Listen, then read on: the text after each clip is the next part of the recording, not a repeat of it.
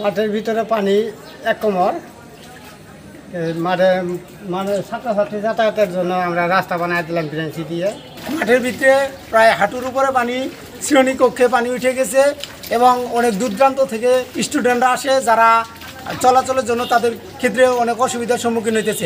প্রাকৃতিক দুর্যোগ বন্যা, মাঠে পানি থাকলেও আমাদের মানে পরীক্ষার্থীরা যেখানে পরীক্ষা দিবে অর্থাৎ শ্রেণীকক্ষে কোনো পানি নেই। ছাত্রছাত্রীরা সঠিক সময়ে আমার কেন্দ্রে উপস্থিত হয়েছে এবং তারা সঠিক সময়ে আমি 10টার সময় পরীক্ষা শুরু করতে পেরেছি। কোনো ছাত্রছাত্রী আজকে অনুপস্থিত নেই।